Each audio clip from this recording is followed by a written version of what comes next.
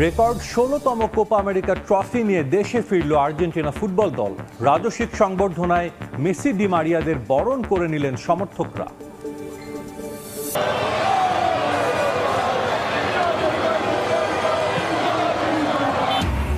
Euro জয় করে দেশে ফিরে বিরোচিত সংবর্ধনা পেল স্পেন ফুটবল দল। মাদ্রিদে ছাদ খোলা বাসে ট্রফি নিয়ে উদযাপন, সেভিলিস স্কোয়ারে লাখো মানুষের ঢল। বলেছেন তিনি গামিনীকে চেনেনই না, এমনকি এক পর্যায়ে বলেছেন বাংলাদেশ ক্রিকেটে শ্রীলঙ্কান মাফিয়ার দাপটের কথা। ভাবতে পারেন বাংলাদেশ ক্রিকেটে মাফিয়া চক্র। আমি অনেক এনজয় করি, যেহেতু তামিম ভাই আসসালামু আলাইকুম সুপ্রিয় দর্শক বন্ধুরা, এবার কোপা আমেরিকা এবং ইউরো ফাইনালের পর এবার আর্জেন্টিনা এবং স্পেনে আনন্দের জোয়ার বইছে এবং সেই সাথে তাদের খেলোয়াড়দেরকে নিয়ে রাস্তায় রাস্তায় আনন্দ মিছিল করে যাচ্ছে। দর্শক বন্ধুরা, এদিকে এবার বাংলাদেশ ক্রিকেটে শ্রীলঙ্কান মাফিয়াকে কেন্দ্র করে এবার অস্ট্রেলিয়ান টিম পিচ কিউরেটর মুখ খুলেছেন। দর্শক বন্ধুরা, বাংলাদেশে এসেছিলেন 2 বছর চুক্তিতে, তবে 1 বছর পূর্ণ করার পর পদত্যাগ করে দেশ ছেড়েছেন। দর্শক বন্ধুরা, এবার দেশে গিয়ে এবার বাংলাদেশের এই সকল বিষয়গুলোকে কেন্দ্র করে মুখ খুলেছেন এবং সেই সাথে বিসিবির নানা অনিয়মকে কেন্দ্র করেও তিনি এই সকল অভিযোগগুলো তুলে ধরেছেন। দর্শক বন্ধুরা, অন্যদিকে আবার তামিমের সাথে ওপেনিং জুটিতে জিসান অবদান রাখতে চান এবং সেই সাথে একসাথে তামিমের সাথে ব্যাটিং করতে চান। তো দর্শক বন্ধুরা, চলুন আমরা পুরো ভিডিওটি দেখে নেই। আমি যে কথাটা প্রথম থেকে বলছি, বিসিবির সবশেষ বোর্ড মিটিং পরবর্তী প্রেস কনফারেন্সে সাংবাদিকের প্রশ্ন শুনে ক্ষেপে গিয়েছিলেন বিসিবির গ্রাউন্ডস কমিটির চেয়ারম্যান মাহবুব আনাম। নিশ্চিত করেই তার এই রাগ ক্ষোভ আরো বাড়বে যদি তিনি বাংলাদেশের সদ্য সাবেক পিচ কিউরেটর টনি হ্যামিং এর সবশেষ ইন্টারভিউটা পড়ে থাকেন, যেখানে আকার ইঙ্গিতে হ্যামিং বিসিবির এই পরিচালককে বলেছেন শ্রীলঙ্কান মাফিয়ার অংশ। তার ভাষ্য মতো এই মাফিয়া চক্রে বিসিবির pitch curator Gamini de Silva play করছেন বড় রোল। টনি হ্যামিং হাই প্রোফাইলে কিউরেটরকে বেশ ঢাকঢোল পিটিয়ে নিয়োগ দিয়েছিল বাংলাদেশ ক্রিকেট বোর্ড। চুক্তি ছিল 2 বছরের, তবে 1 বছর পেরোতেই হ্যামিং বললেন গুড বাই। কিন্তু কেন? সম্প্রতি ইংরেজি দৈনিক ডেইলি সানকে একটি সাক্ষাৎকার দিয়েছেন হ্যামিং। সেই সাক্ষাৎকারে জিজ্ঞেস করা হয়েছিল গামিনীর সাথে তার সম্পর্ক কেমন। হ্যামিং বলেছেন তিনি গামিনীকে চেনেনই না, এমনকি এক পর্যায়ে বলেছেন বাংলাদেশ ক্রিকেটে শ্রীলঙ্কান মাফিয়ার দাপটের কথা। ভাবতে পারেন বাংলাদেশ ক্রিকেটে মাফিয়া চক্র, আরো সোজা সাপটা বললে শ্রীলঙ্কান মাফিয়া, যেখানে আবার এসেছে মাহবুব আনামের নাম। এই ইস্যুতে মাহবুব আনামের সাথে যোগাযোগ করার চেষ্টা করা হলেও সম্ভব হয়নি। তবে বিসিবির গ্রাউন্ডস কমিটির সাবেক চেয়ারম্যান রফিকুল ইসলাম বাবু ঠিকই তার দায় দেখছেন।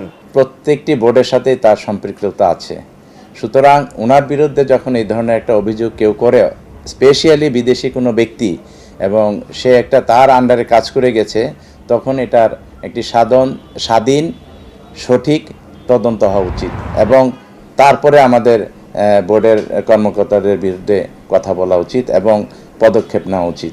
মানুষ কখন চেনে না বলে, এটা স্বাভাবিকভাবে আমরা যদি বলি আমাদের পরিচিত কাউকে চিনি না ওকে চিনি না, তার মানে তার ভিতরে অনেক রহস্য আছে এবং সেই রহস্যগুলি আমাদের তদন্ত করে, বিসিবির দায়িত্ব এটা তদন্ত করে বের করা।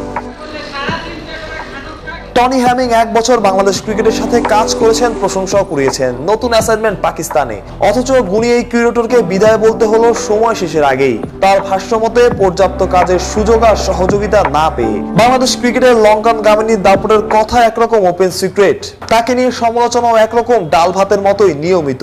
অথচ সেই গামিনীকেই সবসময় ডিফেন্ড করে গেছে মাহবুব আনামের নেতৃত্বাধীন বিসিবির গ্রাউন্ডস অ্যান্ড ফ্যাসিলিটিস কমিটি।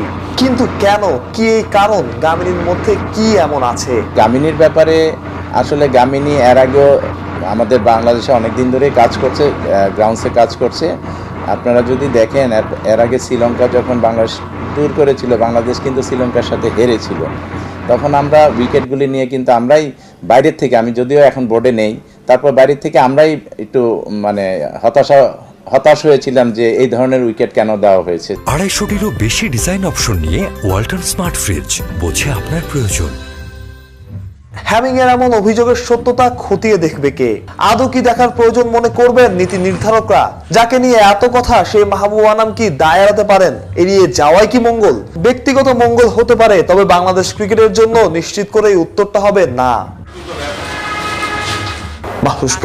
এমন অভিজ্ঞতা হয়েছে তাদের, রাতভর অপেক্ষা, নায়কদের আগমন, তারপর তাদের রাজস্বিক সংবর্ধনা, এ যেন পুরনো নাটকের বারবার মঞ্চায়ন।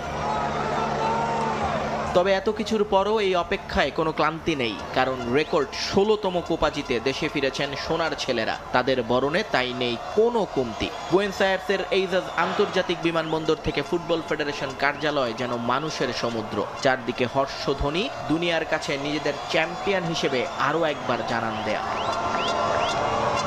বিমানবন্দর থেকে এফএ কার্যালয়ে যাওয়ার পথটুকু কম নয়, তবে গণমানুষের জোয়ারে ভেসে তা যেন মেসিদের কেটে গেল চোখের পলকে। আকাশে নীল পতাকা আর মশালের আগুনে রাতেই নেমে এলো দিনের উজ্জ্বলতা, যাদের অনেকে যেমন ছিলেন মেসিদের বরণে, তেমনি অনেকে এসেছিলেন তাদের ভালোবাসার ফিদেউকে বিদায় জানাতে।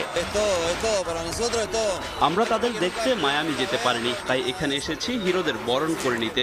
আমরা সারা রাত ওবেলিস্কে উৎসব করেছি, এখন তাদের সঙ্গে নিয়ে আনন্দে মাতবো। আমি ফিদেওকে বিদায় জানাতে এসেছি। পুরো দুনিয়ার কাছে তিনি ডি মারিয়া, কিন্তু আমাদের কাছে তিনি ভালোবাসার ফিদেও। তাকে বিদায় জানানোর এর চেয়ে ভালো সময় আর হতে পারে না।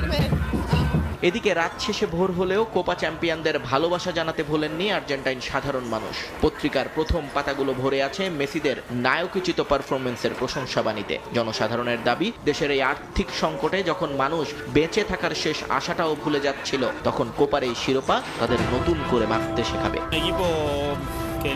এই দলটাও আমাদের দেশের মানুষের মতো অনেক লড়াই করেছে, এখন তারা ফল পেতে শুরু করেছে। আমরা খুবই খুশি, আশা করব দেশের মানুষ এখান থেকে নিজেদের উজ্জীবিত করবে এবং সামনের দিকে এগিয়ে যাবে।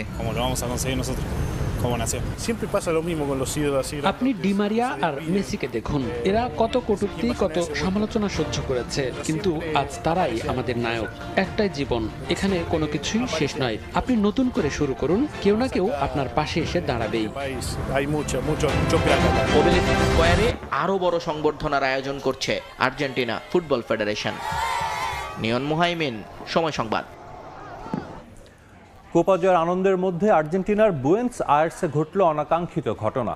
উগ্র সমর্থকদের সঙ্গে সংঘর্ষ হয় পুলিশকে লক্ষ্য করে ইট পাটকেল ছোড়া হলে তাদের ছত্রভঙ্গ করতে জলকামান ব্যবহার করে আইনশৃঙ্খলা রক্ষা বাহিনী। স্থানীয় গণমাধ্যমের খবর, অন্তত 13 জন পুলিশ আহত হয়েছেন। এ ঘটনায় গ্রেফতার করা হয়েছে 6 জনকে।